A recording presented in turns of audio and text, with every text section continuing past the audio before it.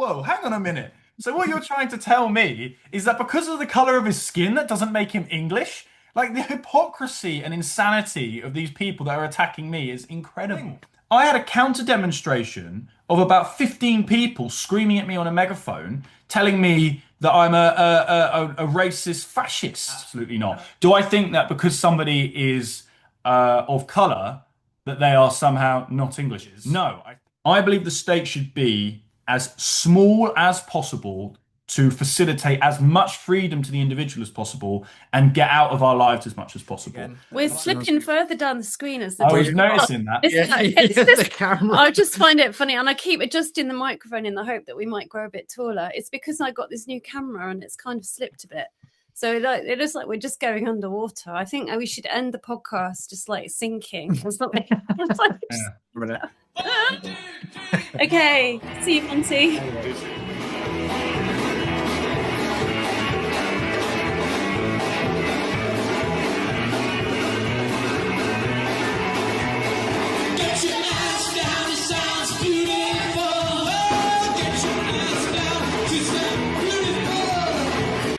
Hello and welcome to the first podcast. Sounds Beautiful 2026 is upon us. We are already in the throes of getting it ready for you. And that means it's time to start interviewing the speakers and the wonderful people and guests that will be coming to our festival. And the first of those, controversially, but fantastically interesting and is really out there at the moment doing his thing, is Monty Toms, and we're really pleased to be sitting here with him. And of course, Steve, who's co-director, who you know, who's sitting with me. How are you, Monty? Good to see you. I'm all right. I mean, it's been an exhausting. I always say this, I'm exhausted because I'm doing lots, but actually that just doesn't seem to stop now. I don't really know an alternative. I think you know the feeling. There's no such thing as a day off anymore. It's just sort of my life. I don't know what day it is. I literally don't know what day it is. What day is it? Was it Friday? Yeah. Right, yeah, I think so. Yeah. I've watched you actually, because when we first met you, you were at the very sort of, not at the very beginning, because you'd already started your activism, but you were just sort of creeping into sort of being known on social media. And it was much easier to get a hold of you. And you were in one place for more than like a few minutes at a time. But it feels your life and your energy feels more frenetic now. It feels like you're just on this roller coaster, which obviously means that you're doing something right because the world is moving you to all these places. Yeah, I mean, I'm juggling endless things, whether that's going to university campuses to debate students, whether it's campaigning now for Restore Britain, a new political party. Next week, I'm going to European Parliament to give a talk on digital ID. And then I'm doing traveling up and down the country. So I'm going to Manchester. I've just been to Liverpool. I'm going to be going to other cities, which I can't say right now because otherwise the Antifa mob will turn up knowing where I'm going. But to go and debate with uni students. So yeah, I'm being pulled absolutely everywhere, building websites, managing social medias. Now getting to a position where I can actually start employing people and expanding things and actually like take this really seriously and build. I'm building an organization which is Freedom Watch GB, which is going to be very, very youth focused and there to basically give a home to all of the young people that are within university education system or even outside of it that feel completely isolated and homeless and need a network and a community of people that are not right wing or left wing or anything, just normal. Just freedom loving and want to prioritize common sense. So you're saying that obviously because originally, like about a year or 2 years ago, you were all about reform and you were with Together Again, weren't you? So yeah, go on. Sorry. Yeah. So what's changed your thoughts, A, on reform and B, on Together Again? Yeah, so as for reform, I was never a supporter of reform. I backed some things that Farage said and what certain people within reform say, but that doesn't mean I ever put explicit support behind the party. I was always nervous. Obviously, Farage's track record, especially around COVID, was tragic, and everybody knows that, and that's why I was very, very on edge when it came to trusting anyone within reform and the party itself. And I always made the point that you should never put all of your hope and offload all the responsibility to specifically one person or political party. However, I saw reform as a battle ram to, break open a two-party system and open up some dialogue. Especially, I just saw it as a vehicle for young people to get involved in politics because we potentially a lot of people watching this, yourself, certainly me, we understand that politics isn't as two-dimensional as people see it. It's not a left and right thing and a party political thing. It's multi-layered, multifaceted.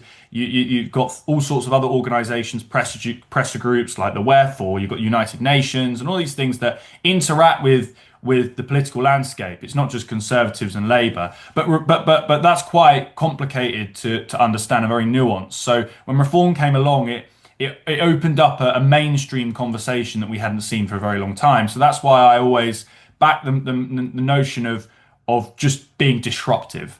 As for Together, I've moved on from Together. I had an amazing time working with them.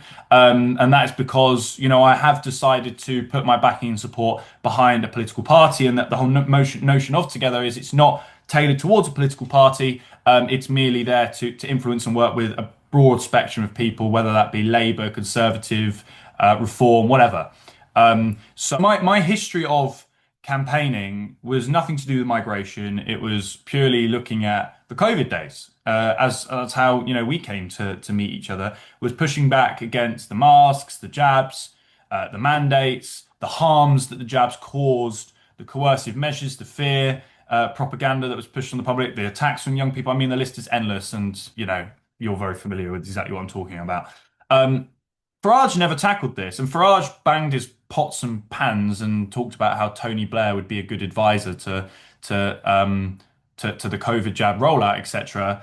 But I'm always one of I believe in forgiveness, and I believe in being patient. And if somebody comes forward and says, I made a big mistake, and willingly admits that and acts on making that or acts on that apology and that kind of repentance, then I'm happy to have a discussion about moving on from that. Farage never did that.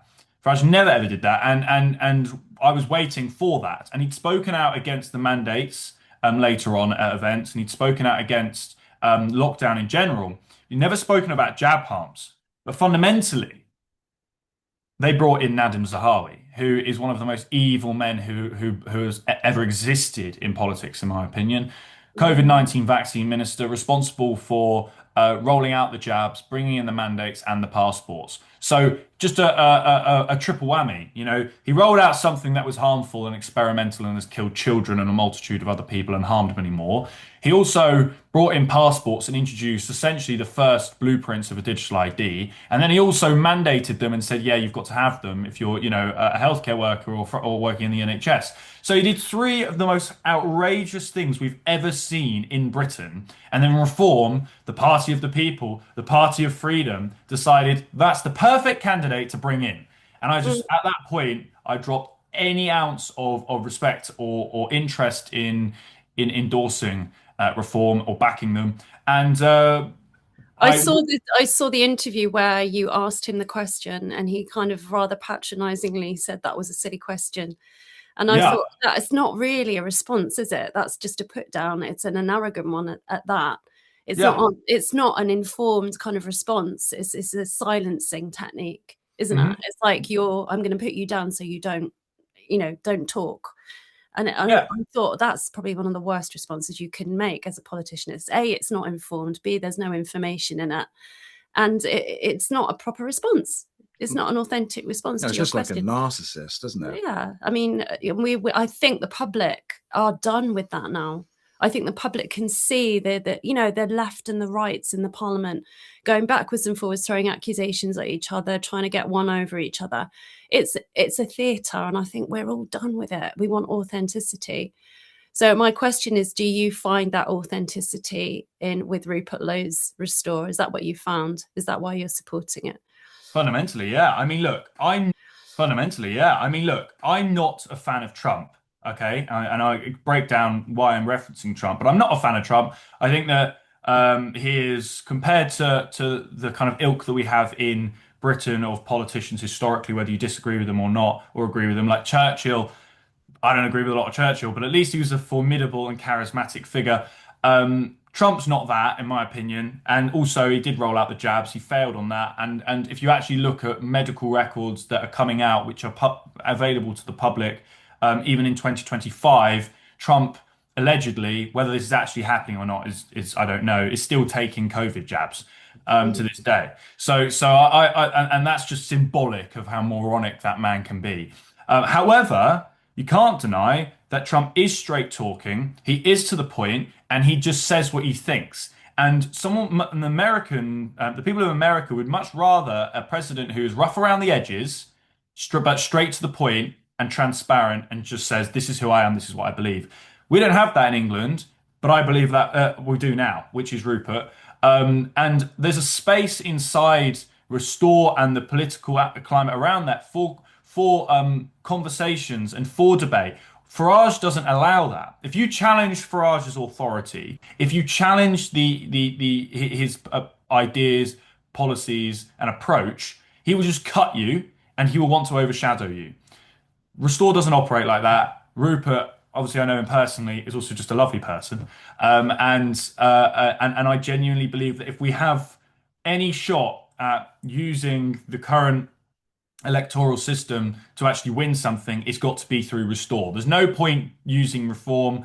They are going well, they're fundamentally liars. They're not to the point. They still believe, and I don't know your opinions on this, but when it comes to migration, I think that one of the fundamental pillars of sorting out migration is understanding what it is to be British. I say, and Restore says, for example, you just because you have a British passport, it doesn't make you British. Whereas Reform will say, well, it does. And I just think that is a complete insult and ridiculous. I believe that to be British is about your ancestry and about your lineage and about, nuances and traditions and all sorts of little intricacies that have been passed down generation to generation to generation over thousands of years.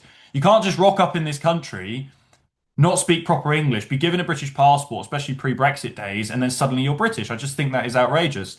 And Reform, won't talk about that because, apparently that is neo-Nazi, as Layla Cunningham put it recently in an interview. So it just gives you an idea and a flavour as to what Reform is. Restore's nothing to do with that. And then from my end, what I'm doing is I am building Freedom Watch GB, which is outside of mainstream politics, which is purely about engaging young people in a platform, in a very physical platform, and as I said, providing a space and a home to thrash out hard ideas. But I will also be using Freedom Watch as a mouthpiece to get young people to vote for Restore when the time comes. How do you think it's going to work then? Do you think that Reform will get in? Because they have got a massive following. And do you think so? Reform gets in first, but then Rupert Lowe is able to build his team of people so that when it comes to the time, he will then be able to take over. Do you understand what I'm saying? So I do understand what you're saying. Yeah. Is that how you see it would happen? I see it as that Restore genuinely does have the potential to win a 2029 election. Now, if an election was called tomorrow, for example, or if an election was called within the next few months, because I mean, Starmer is on the way out, and then could be looking at someone like Angela Rayner or David Lammy as the next prime minister, which is terrifying. And they may be very encouraged to post May elections. I think Labour will be finished. So it could be we're seeing an early election. That's complicated. I don't know the answer, but but if we were just going off what we are currently dealing with, which is a 2029 election, I think Restore have a great chance of winning. Like we never saw Trump winning in 2016. That was almost like unheard of to think that this man could just walk into politics, not a career politician, and win. So I don't think it's out of the question at all. And I think a lot of people would agree with me in the kind of right wing, whatever that means, sphere. When you said I've forgotten what I was going to say now. God, what was I going to say? It's about, I don't know. I'll just move on to a different point. But what was it? What was it? Yes, I remember. So the public have a choice. The public can choose to vote for Restore. All Restore is doing is providing a viable alternative to Reform.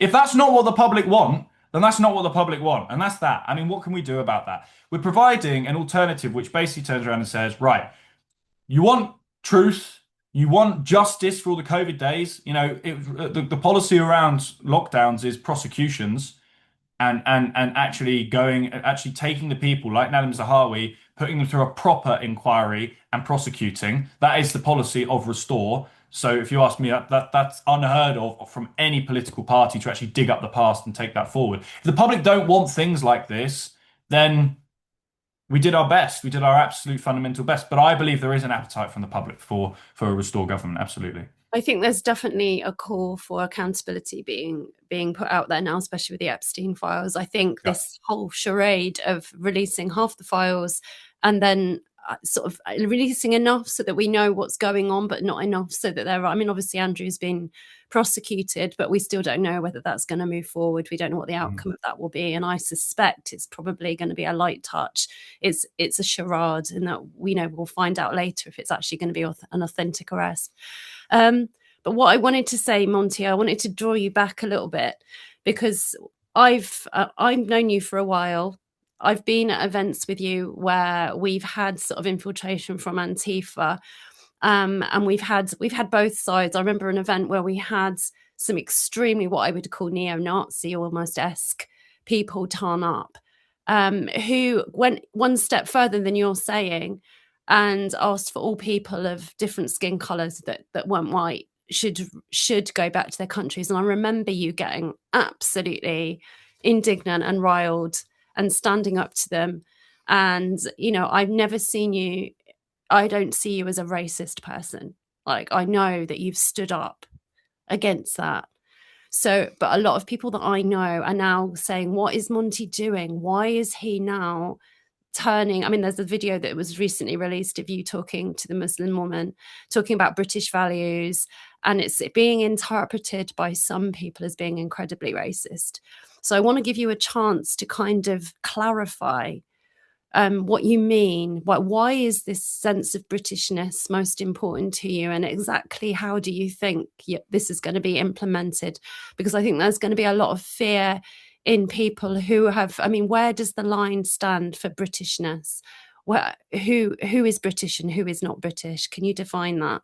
Great question. So yeah, the idea that I'm racist is just ridiculous. And if anyone wants to take me to task on it, as you're doing now, that's absolutely fine. But obviously, I just refute that. And you're right, you have been in an event where I'm not going to name the individuals, because I said I'd just keep it off the record. But I've been taken on by people who, think Oswald Mosley is somehow someone to be admired, and literally say that anyone, not even if they're like black, but anyone that's mixed race, anyone who's not white should be deported. And I think that's utterly disgusting and ridiculous. So it's a great question. So what is it to be British? Well, as I said, I'll just reiterate what I already said. It's about ancestry. It's about lineage. It's about what has been passed down, I would say, from the Anglo-Saxons about 1500 years later to now. And I think that that's representative in a lot of other cultures, obviously not Anglo-Saxon. I ask you the question, you don't have, it's rhetorical, but you could answer it if you want to. If I was to move to Bangladesh and I was to marry an English woman in Bangladesh and I was given a Bangladeshi passport, and then I had 2 children in Bangladesh, they didn't speak Bengali, they got given Bangladeshi passports, and I brought them up on kind of traditional English Christian values, are my children Bengali? Yeah, I suppose it's the difference between culture and nationality. They're 2 different things. Yeah, but I think all of us can get behind this notion that we don't want to lose British culture. I mean, I'm a folk musician. I come from a tradition of folk song which spans, hundreds of thousands of years. I wouldn't want to see that lost. I wouldn't want to see that swallowed up into, for the sake of multiculturalism. I'm not against multiculturalism. I welcome people of different cultures, but I do understand that there comes a point where our own folklores, our own, could say, some people would talk of it as patriotism. I'm not particularly fond of the United Kingdom flag for very many reasons, because I think it represents a state and I don't want to be part of the state. I'd rather be part of the people. But I recognise people's right to kind of hold that flag, and for it not to represent something threatening and offensive, which I think it has been in recent years. But well, I would say to people that have very much followed me on this journey from an early days to where I am now, I would say that one thing that I am 100% focused on is not how people feel, not how people feel about me. I've never cared how people feel about me. It's not something I'm really bothered about. What I care about is truth. So when somebody turns around to me and says, I am a woman, but they've got a penis, I turn around and say, no, you're a man. When somebody turns up to my country who doesn't speak proper English and gets given a bit of paper to say they're British, and they say, I'm British, I say, no, you're not. So that's not me being racist. That is me stating the truth. So people are getting upset about that. I really don't care because I won't ever say that 2 plus 2 equals 5. 2 plus 2 will always equal 4. Now, do I believe that we should think less of people who are not English or Irish or Scottish? Absolutely not. Do I think that because somebody is of color that they are somehow not English? No, I think that fundamentally the most paramount form of integration into a country is through marriage. And I've got it's a bit of a cliche. I've got friends who are black, but I've got friends who I was defending on that night that I had that altercation with an individual who said that somebody who is mixed race should be deported. And I said, no, he has British lineage and ancestry. His mother and that side of his family are from Wales. That is British ancestry. So it's very complicated discussion, but ultimately it's about continuity, it's about ancestry, and it's about respecting that to be British means more than just having a cup of tea, eating some fish and chips, and being polite. I just think that's a really insulting analysis of what it is to be British. And every other culture across the world is allowed to have their version of what it is. It'd be very weird if you went over to China and everyone in China started to look like me. Most Chinese people would say, can we just get rid of these people? And most people go, well, that seems reasonable. But for some reason, when it comes to Britain, our culture is accepting other people's culture. And I'm not interested in doing that because we will be a minority in our country within the next 50 years. And if you're okay with that, I'm not saying specifically you, but anyone watching this, if you're okay with that, fine. I will fight you on that, not physically, but I will fight you on that. I don't agree with that, but if you're okay with that, then cool. But for people that are accepting of the mass migration, legal migration that we've got, and people that don't want to reverse the migration, then what you're doing is you're saying, okay, well, we're okay with 1,500 years of history being gradually eroded and replaced with a whole different set of ideas and culture. You have to accept that that's what will happen under what you would claim to not be racist. Well, I'm not racist, and I think that we should do everything we can to encourage many of the people that live here to go back to where they're from. Great example, I worked as a chef. When I first met you, I was working as a chef. I was working very hard. I worked with about 30, possibly more, but let's say 30 Bangladeshi immigrants that had come to the UK before Brexit. They would go to Italy, they'd get a European passport, they'd move to the UK, they'd then get accommodation, they would get benefits, and they would only work about 20 hours a week, and then they'd work another job cash. So they only worked the 20 hours a week, so they got the benefits, then they'd work another half of the week on cash. So in total, they're getting a house, they're getting cash off the books, and then they're also getting benefits. And I, at that point in time, was sofa surfing, really struggling to get a job because I was young and the labour, well, the rate that let's just face it, most people. I didn't work with one other English person in hospitality whilst I was living in London at that point. And these people, if you removed all of those things, if you remove the fact that they can get access to almost free accommodation, if you remove the fact they get access to a British passport, if you remove the fact they get access to essentially the welfare state, do you know what's going to happen? They're not going to be deported. They're just going to leave. They will just realise it's not worth being here anymore. They will just go, and we'll find that actually millions of people will just leave off their own back from Britain, and that's what I think we need. And if that makes me racist, I don't care. It's not racism, but if you want to label me that, cool. I don't give a shit. Sorry, I swore. Sorry. That's all right. Don't worry about that. One thing. So Wendy and I have two completely different of opinions when it comes down to the flag.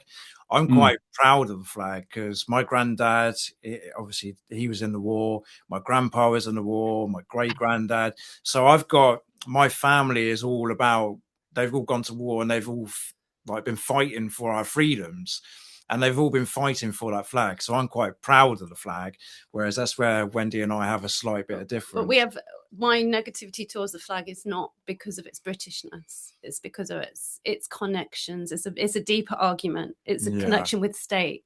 I don't. And I mean, this is what you're aligning with, Monty, which is really interesting. You're using the state to create change, which is a way of doing it, and I recognise that as a legitimate way. I don't see God and the state as working well together, and I want to stand as a follower of Christ and a follower of God, and that for me, the flag. It's a representation of a country, but the most important thing for me is that identity. And that's where I can get behind the conflict of culture. For me, it's not necessarily about a nationality, but it's Christian values that are being usurped, that are creating an instability and a chaos in a country. And we need to, I mean, there always has been chaos, but I think we need to really find those again. And sorry, if Steve wants to say anything. Yeah, so I mean, the main reason why I was bringing about the flag is because I watched yesterday. I went onto your channel, and there was this lovely chap with this massive nose ring, and he clearly wasn't from the UK. No, he's British. What do you mean? And the guy started spitting on the flag. And he had a sign as well, like donate £2 so he can get drunk. So he's busking to get drunk. He doesn't want to work. He hates the country. He was spitting on the flag as well. And it was just like, well, like you said, well, why are you here? Like, what are you doing here? Have you seen? Yeah, you showed it to me. Well, I suppose, separating the maybe the potential ideology behind the flag is it's more symbolic, right? So whether you agree with the flag or not, at least we can agree that it's symbolic of representing a country. So if I had a picture, let's say I had a picture of the British Isles and he spat on that, I think it's actually quite similar in the sense of what it's symbolizing. I would say that number one, that guy should be deported immediately. Bye-bye. Don't want him in my country. Cool. If that makes me racist and you want him in this country, that's fine. But he should go immediately. I would say that to your point, Wendy, about state. I hate the state. State's bad, individual good. But the state is, in my opinion, and there are people out there that would disagree with me who are, either very strong libertarians or anarchists, that we shouldn't have a state. I believe we should have a state, but the state's role fundamentally is to protect our freedom. So I believe that the state should be divided into three fundamental pillars: to protect life, to protect our liberty, and to protect our right to property. And this is what built the American Constitution, and it built off. In fact, I've got the book here, actually, this was historically what was built on traditional liberal freedom, which is John Locke. And I would recommend anyone that wants to get a grip with traditional liberal philosophy to have a read of that. And essentially, it dictates, yes, there should be a state, but it should be purely there to facilitate freedom and do the bare necessities. So things like infrastructure is a fundamental one, like making sure the roads work, make sure that the bridges work, and things like that. There are people that even argue against that all roads should be built privately. But there's a whole discussion. Point is, I believe the state should be as small as possible to facilitate as much freedom to the individual as possible and get out of our lives as much as possible. But I'm not anti-state, so I'm not an anarchist. I don't believe we should have no state at all. And I don't believe in, for example, a private police force. I believe that we should have a police force that serves the British public. And I believe, and a really fundamental part of kind of the traditional liberal philosophy, because liberalism is not what it used to be, as this word gets thrown around like a dirty word, but actually I believe liberalism is freedom. But freedom doesn't mean comes with responsibility. So the idea of aborting your child is, in my opinion, is an attack on life, and liberalism dictates protection of life is fundamental. So that's why I don't believe in abortion, for example. So the whole essence of liberalism has changed. But anyway, I digress. The most important part as well is justice. So we wouldn't have so much of the chaos in this country if we didn't have justice. Lockdown would never have happened if we didn't have a proper justice system. Police would be, some would argue, should be hung, right, for some of the things that they committed and how they went completely against facilitating our freedom and attacking it. So I believe in the state. I think it should be as small as possible. And as for the flag, I think the flag is a symbol of our history. It is a symbol of. I don't look at the flag and go, oh, that's a symbol of mass state control. I look at the flag and go, that is what my forefathers fought under. It's symbolic of that, and that's my connection to it. And I think it's good to just have something that represents a country. But that's not to say that I think that we should take the knee to it, and it's somehow this powerful image and representation of tyranny. I also don't believe in that. You know me, like I'm the most principled person I think most people will meet, and it's I've lost a lot of people on the way who do disagree with me from the lockdown days. But those that are left over, like yourself and like a few other close friends from the early days, know that my heart is completely principled, and I don't think I make the right decisions all of the time. But ultimately, I will die on the sword of protecting the right to do what the hell you want in your own country. And That's I what I was think going to that's ask, Monty. What is your guiding principle? What is it, the impetus that gives you to do all this? my guiding principle is knowing that when I have children, they will grow up in a country which is there to facilitate freedom and liberty and justice and the right to do what you want, providing you don't hurt others. I mean, that's what Britain pioneered. It's what common law is. It's what the Magna Carta is. It's everything that we are now the inverse of what we once were. So my guiding principle is to safeguard the future of this country.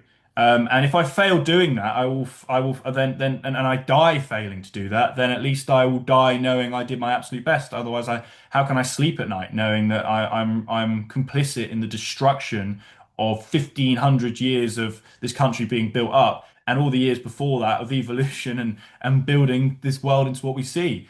I have to do something. It's duty. It's duty. I'm not in a trench. I could be in a trench right now at my age, being shot at by Germans. I could have famines. I could be an island with dealing with famine. There's all sorts of things that have happened historically in this country, which are far worse than what I'm dealing with now. You know, I get spat on, I get belittled, I get attacked, I called racist. I have Antifa that want to kill me. I get Islamist death threats all the time, and yeah, it's scary, and I don't like it, and I have to now have security, and I get attacked, and I get assaulted, and I get arrested, and I am putting myself at risk at potentially going to prison if the world goes, or England goes in such a direction that's worse than it already is. But nah, at least I'm not being shot at. That's my duty. Can we go back to, because like you say, you've been attacked quite a bit lately. Yeah. Um, so what's happening with the attack that happened outside the university? Is there anything else happening with that? Yeah, so Will's in court for obstructing a police officer in a line of duty, I believe. Don't quote me directly on that, 'cause excuse me, I could be wrong, but it's around that. And the other one is assault, which is hilarious considering I was assaulted. Will stepped in to defend me, and then the guy that he restrained away from me accused Will of assaulting him. I mean, it's just mental. The police never arrested him, but they arrested Will. And Will's got to go through. Well, this won't happen, but on paper, Will could actually go to prison. On paper. That makes no sense, because everyone's seen the video. Everyone's seen the fact that you're the one who got attacked. Will went in and did the security side of things and actually restrained the guy. And Will was the one who was getting attacked as well, not just by that guy. I mean, didn't he get bit?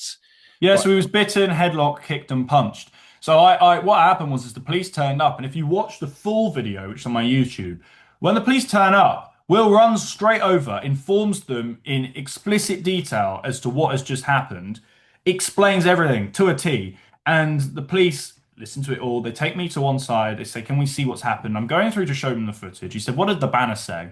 And this is when everything changes. And I say, "Well, it said that Britain needs mass deportations." He went, "Oh, well, you can essentially, you can see why this would happen." It's like, well, is that the kind of society we live in? We can't talk about what even reform has historically used the terms mass deportations. The whole essence of the sign is it is vague to the point where it encourages that level of conversation. So whatever it means is to somebody else. Don't attack me for it. Come and challenge me on it and ask what I believe. But the police's approach changed dramatically. Will went over to the police officer that was talking to the individual that Will originally restrained that assaulted me to basically say, you're going to arrest this guy, and well, you can go and watch the footage for yourself. By that point, it's important to note I've been assaulted. Our equipment's been broken. Will's restrained the guy. He's then been bitten, put in a headlock, kicked and punched by students, security, and potentially lecturers. We've then been told by the police that it was basically our fault, and then they're refusing to arrest the guy. That's the sequence of events. So Will's naturally very flustered and very angry, goes over, then gets shoved by the police officer backwards, and then says basically, "What the F are you doing?" And then the police officer then pushes Will's hand out of the way while he's filming, and then he gets tackled to the ground for assault. I mean, it was insane. It was an insane chain of events. We've got great support from the Free Speech Union, and we'll be going from there really, and we'll keep everyone updated. But it's not stopped us. I mean, there's a video coming out at 5 o'clock this evening, actually. I was in Manchester. I'm now under investigation, so I was in Manchester and Liverpool this time last week. I was debating uni students. Someone called the police to arrest me for offending them.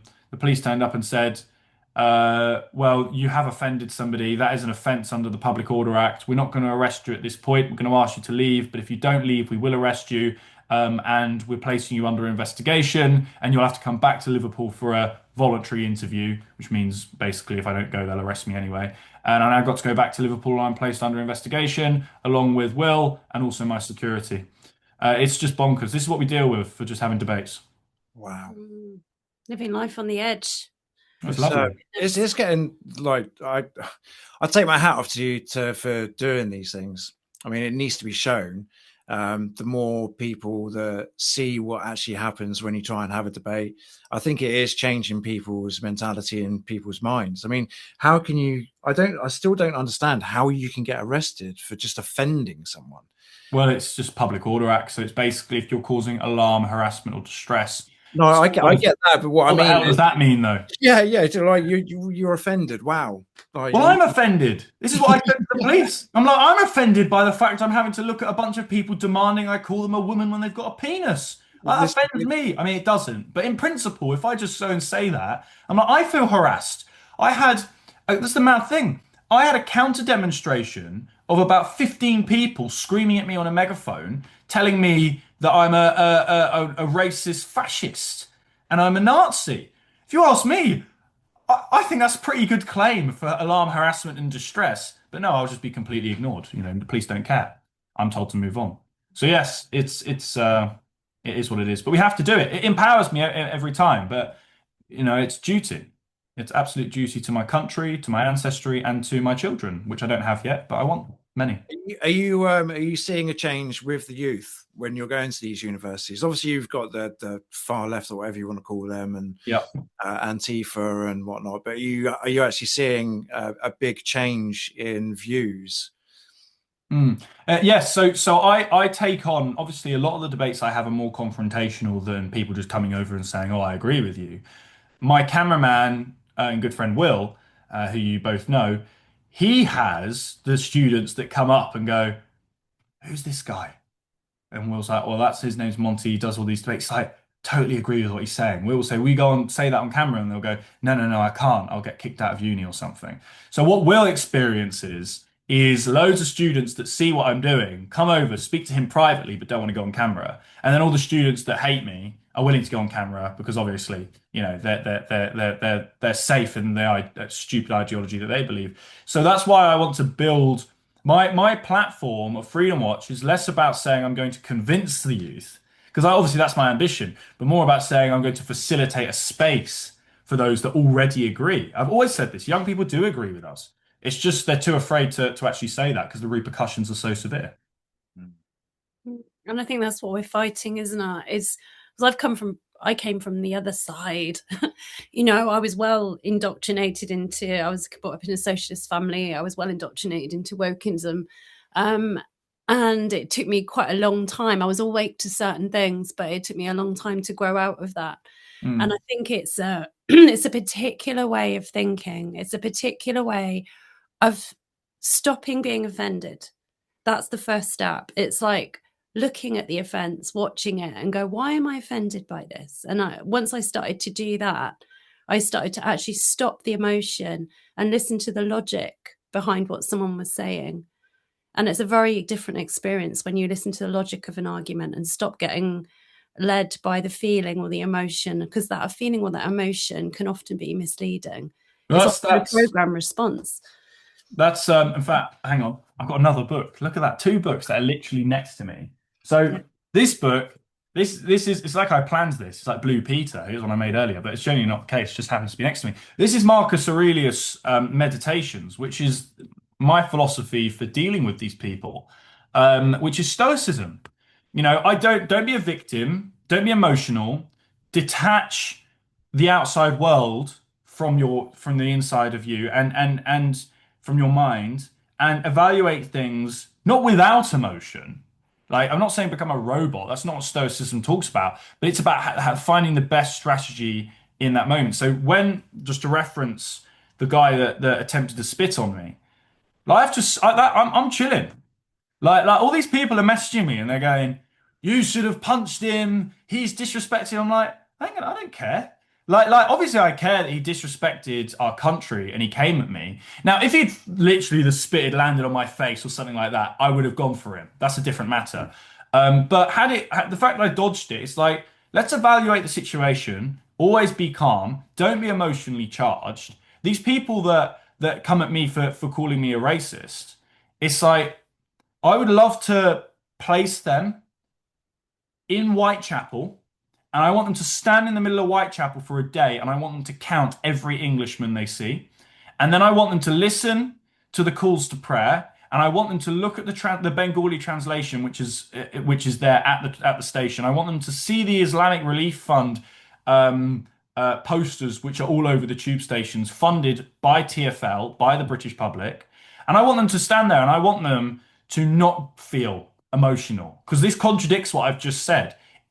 It's incredible, actually, how I think, and people may laugh at this, restrained I am being when I'm having somebody come at me in Whitechapel in a burqa, shouting at me, calling me a racist when I can't even see their face. I wasn't even there to speak to them. I was walking home. They just recognized what I was having a conversation about Restore Britain, in fact, and they came and overheard what I was saying and just came to have a go at me because they feel affronted that because I'm talking about restoring Britain in Whitechapel, which used to be the hub of British or English traditional working class English culture, and I still managed to stand there and not be emotional and not get angry. And that's incredibly difficult. So you're absolutely right. Like the victim culture is what's corroding young people. It's an entitlement. It's like you deserve happiness. No, you don't. I don't wake up and go, how can I make myself feel happy today? Oh, I know, I'm going to play. Maybe you do this, and if you do, sorry if I'm insulting you, but play an hour of affirmations and talk about how wonderful. It's like, no, my life's shit. I don't mind. I've got a duty to save my country. Let's hit the gym and get on with it. And then in the evening, I might have a bit of a nice time with a mate for an hour at the pub. That's my highlight. Back to work. What else have I got to do? So the biggest thing is this is not a left and a right wing thing or all of that. A lot of it is really just self-responsibility and not. And you'll find like with the Green Party and all of that, all they're talking about is offloading responsibility elsewhere. They don't want to deal with any of their problems themselves. I would love to tax the rich. That'd be great. Yeah, give me a free house, free bus travel. But I refuse to do it on principle. I would rather, I've been homeless. Cool. One of my highlights of my life, believe it or not, kind of enjoyed it. It's something to reflect on. I was in the back of my car. I remember I was freezing cold and I was there every day going, I can't wait to get myself a home. I'm going to work harder. I'm going to prove it to myself. I said to my mum and dad once, I said, to get my business going, I need a laptop. And my mum's response, they could have bought me a laptop. My mum's response was, no, you need to buy it yourself. because then you'll actually value it. And that laptop I'm still using to this day, and it's some of the best advice she ever gave me.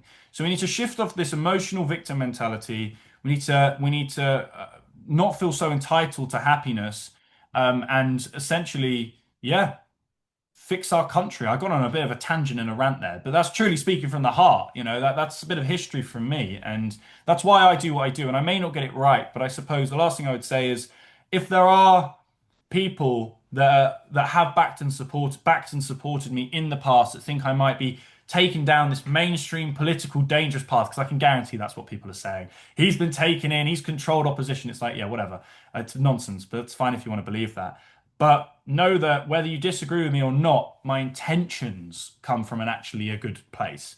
And you may disagree with how I act on my intentions, but ultimately, I know I'm as pure as heart as possible, and I want to do the right thing. So, yeah, rant over. Nice. Fantastic. Well, thank you, Monty, for your time. We Well, hang on can't a minute, wait two to. secs. Please go. Because he kept bringing up the Green Party and see Yeah. what I was talking Okay. about. Yeah, sorry. Yeah, because so the Green Party.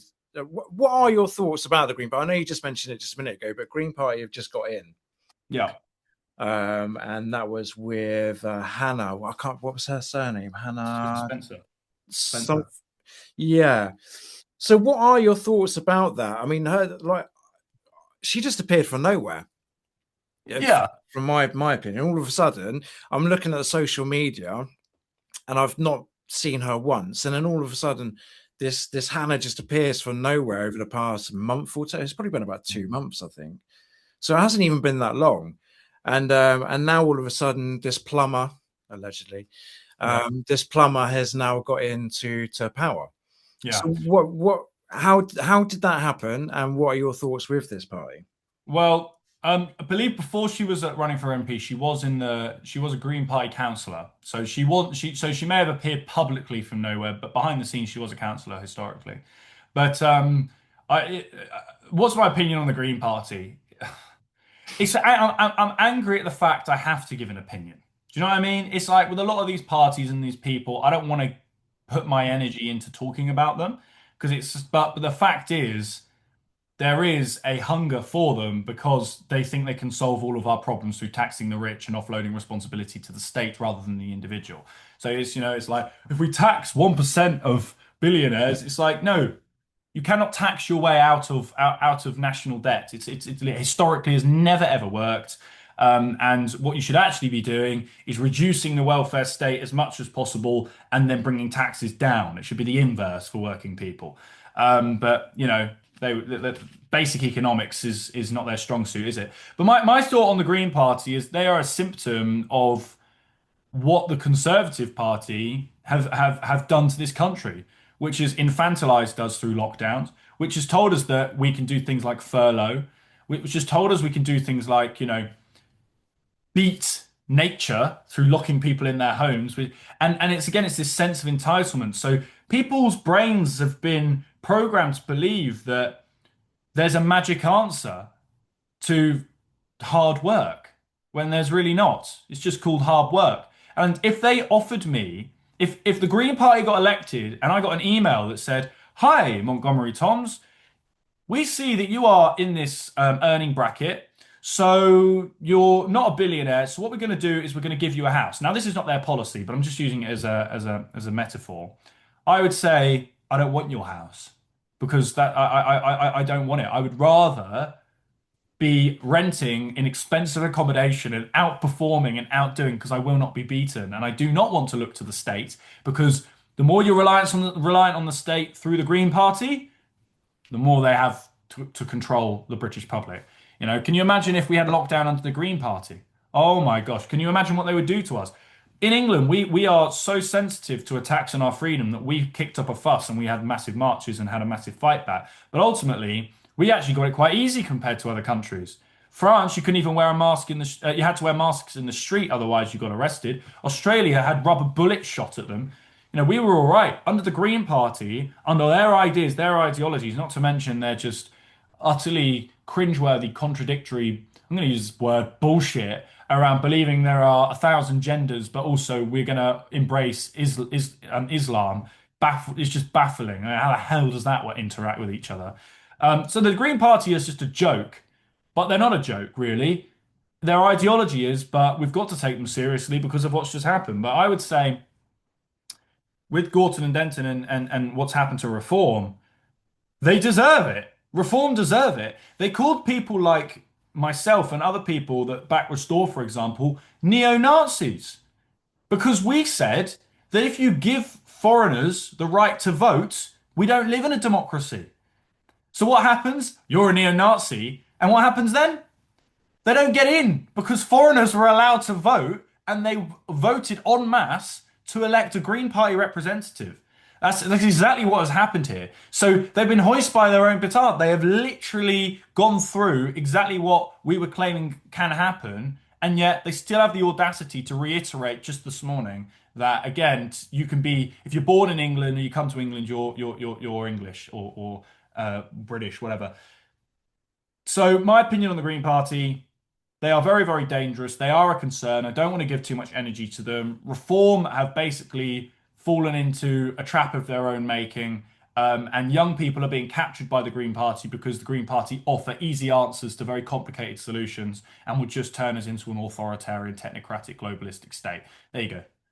Do you think the Green Party is part of the next stage for example, 15-minute cities, um, like all the conspiratorial side of things? Do you think the Green Party is the next stage for that, though?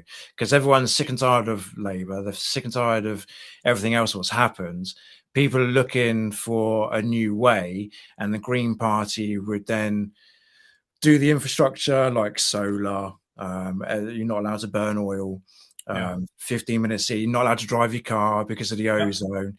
Everyone has to stay in because of all the planes, and then goes back into lockdown. So do you think, just as my head goes, Yeah. I look at the next stage. So is that the next stage? Well, it depends how, conspiratorial, whatever word you want to use, you want to go. Could well be. And don't think it's out of the question. I would also tell you that I have on good authority, and I'm not going to tell you where from, that Farage is, they've got that those behind the scenes, and God knows where that we can't see, have all sorts on Farage.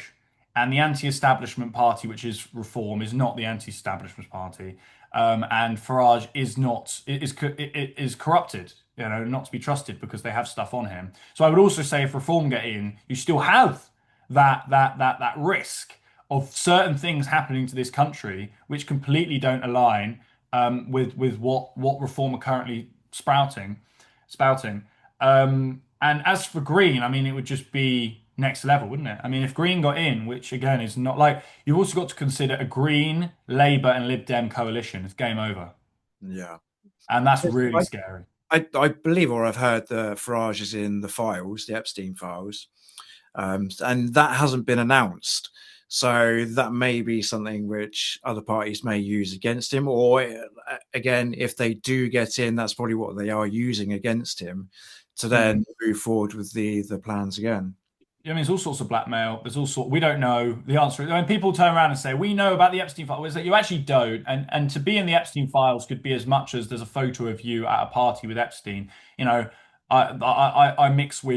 personally mix with thousands of people a year on quite a personal level at events, and loads of people come up to me and say, can I have a photo? Can I have a photo? I didn't mean that as an ego brag thing. I'm just using it as an example. Like people do that. God knows, I could have had a photo taken with somebody. So there's an element of that. It's not me defending Farage, and I'm certainly not defending the Epstein files. The Epstein files and what is uncovered just shows you the cesspit that is politics, regardless of where you're from, left wing, right wing, Labour, Tory, Reform. It is a vile, disgusting blackmail system which is corrupted our politics, and the swamp needs draining, and we need full exposure of what the Epstein files is. The Epstein files has revealed to a huge amount of people. It's something that everyone, even in Green Party, I'm sure we'd all agree with the Green Party on the Epstein files, even though we hate the Green Party, similar to like things like digital ID. There are things that tie us together, which we should always be able to kind of unify on.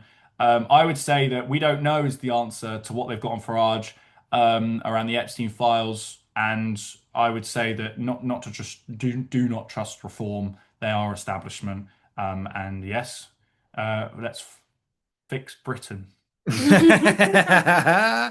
One last thing. Yeah. I know you've been fighting for not for digital ID, but you've I been love it. Yeah, fighting. it's great. You've been fighting against. Well, we've all been fighting against the digital ID and the one login. Yeah. Have you seen anything else that's moving Yeah. in our favour Oh. and stopping it? No. So the it's really scary. And the thing is, if you want to go it from a conspiratorial angle, and I've got no real evidence to base this off, it's just my suspicion that the U-turn was always going to happen because what it did is it allowed them to say we're going to bring in the digital ID, and then when they U-turn on it, everyone then forgets about it and thinks it's over, and then they bring it through the back door. So we've got one login. We've got the gov.uk wallet. The most terrifying one is the Children Wellbeing Schools Bill, which is to say that every single child which is going to be homeschooled, they're going to have their NHS number automatically transferred into a permanent lifelong digital ID. So you can't homeschool your children without a digital ID. The other one is obviously like the under 16 social media ban. How the hell are you going to verify that? Well, you're going to do it through a digital ID. That's complete nonsense. Don't fall for that. In terms of solutions, I was asked this recently, actually yesterday, because I'm going to go to talk at European Parliament about this. And I said, the honest truth is, there's no magic wand here. I'm not going to be like the Green Party and just say we can tax the rich and that will solve all of our problems. The solution is mass non-compliance and not doing it. And I know that's a bit of a weak answer, potentially a bit of a cliche in the sense that it's like, well, if everyone didn't do it, then it wouldn't happen. It's like, well, yeah, that really is the case. And Restore would, for example, if they were to come into power, would reverse and put a stop to any digital ID. I can tell you that. But as it stands, I would suggest if for example, I need to become a limited company myself. I'm a sole trader, but I can't do it and I won't do it. I pay cash as much as I can. My children, of course, at this point, I don't even want to register them on the NHS system and database. And I will be homeschooling my children, of course. And it's basically to pull yourself out and your children out of the system as much as possible. In terms of the hope there, look, get behind Together. I've got there's no bad blood between me or Together and my exit from them. I love Together and everyone in it very, very, very much so. And they're doing incredible work to apply pressure on all political parties and candidates and whatever to basically make it a part of their manifesto and talking points to say we'll scrap digital ID in its entirety and reverse one login. Email your MP. I know again feels like a waste of time, might well be, but just do it anyway. Sign the petitions. Again, same thing. Might be a waste of time. Do it anyway. Go to the protests. Start local chapters and communities. Get behind my organisation, Freedom Watch, which is going to wake young people up about this. Repost things. Just be relentless, and hopefully we can win. But there's no definitive answer yet. The other problem is, Steve, is the reason I can't give a definitive answer as to how we solve one login is because they're not the information out there is so finite that we've got to do freedom of information requests, and if we contact Companies House, HMRC, or etc., they won't give you the correct information. They'll take ages to respond. So we literally don't know. Like it's not for public access either. So how the only sort of cop out solution to one login is if you are a limited company, you can get your accountant to register on your behalf. So they will have the digital ID, but you won't. That doesn't solve the problem, but it does mean that you offload it somewhere else. Just passes the problem on because the chances are your accountant's going to have one anyway.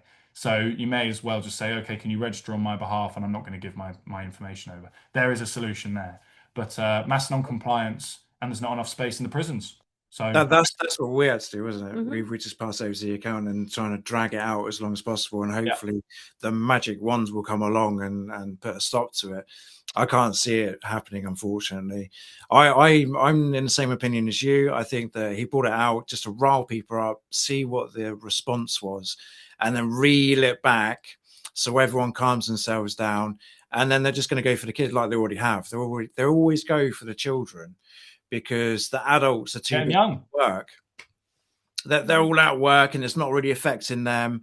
And then it just sneaks in the back door through the schools, just so that they can then get their digital ID, which will follow them for the rest of their life. And then they know nothing else. They don't know any different. Yeah. Which means that it's all in place and everything's all secured. So yeah, I feel sorry for the kids. I really do. Yeah, we've got to fight it. Absolutely. I'm And trying. for me, I smile there when you say, I'm going to home educate my kids, because that's such, from where I come from, it's such a hippie thing, and we've met your mum. She's such a hippie, and it's, I hope she doesn't mind me saying that. She would. So, and I wish people could see that background and see that in you, because it would really blast their perceptions of this kind of racist, nationalist, whatever it is they think you are. Well, I'm definitely a nationalist, but there's nothing wrong with that. It doesn't make me a racist. Well, yeah. So these things can be held in, and that's what I'm finding about myself, because I'm also a hippie. Shall I do a video why I'm not a racist?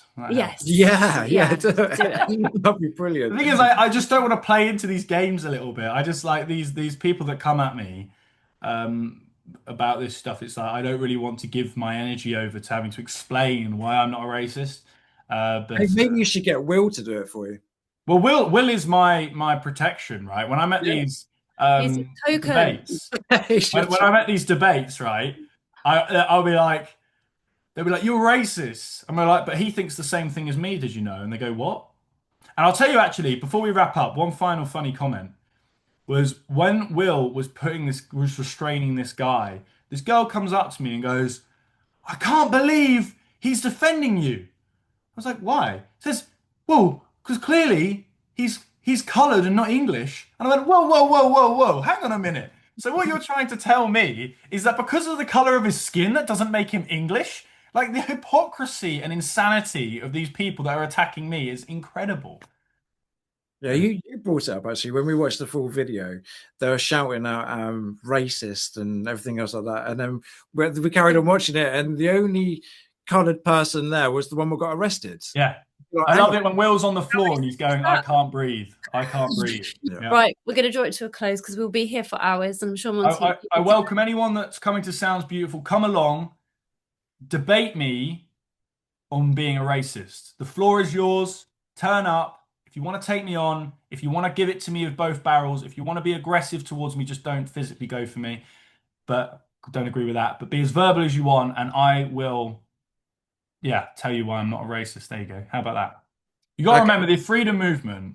And people went like, "I don't really talk about the freedom movement, whatever that means, because it's all sort of dissipated and I don't really like it as to the way many people have treated me." But a lot of them are old school lefty hippies. Like that's that's not an insult, but that is a fact. Like a lot of them are old school left, like not what left means now, but like traditional old school left wing. And I've got like my mum and dad are from that background. We disagree on a few things. We've all obviously through COVID become far right fascists and whatever the hell that means. But in general, I find a lot of the if you were my age, living in London, dealing what I'm dealing with, I just think these people would have a very, very different perspective as to what it means to live here and to deal with it, and what it is to be white and to be oppressed, But I'm being a bit jokey there, but it's true. Like white racism towards white people is real, and it's just ridiculous. So yes, if people want to take me on about it, I have no issue with that. I look forward to it. Okay. Perfect. Well, we look forward to seeing you again. We're slipping further down the screen as the I was noticing that. The camera. I just find it funny, and I keep adjusting the microphone in the hope that we might grow a bit taller. It's because I got this new camera and it's kind of slipped a bit. So it looks like we're just going underwater. I think we should end the podcast just like sinking or something. Okay. See you, Monty. See you soon. Yeah, well, I really appreciate it. Thank you very much for jumping on board. Really looking forward to seeing you again. That sounds beautiful. It's going to be a good crack. Tickets are still available. Obviously, soundsbeautiful.uk. And you still, the offer there is 2 tickets for £200 or one ticket, 125 quid. And we're going to try until the 2 for 200 sells out. We will keep those prices as well. We're not putting them up. Yeah, because that's our commitment because we know it's hard.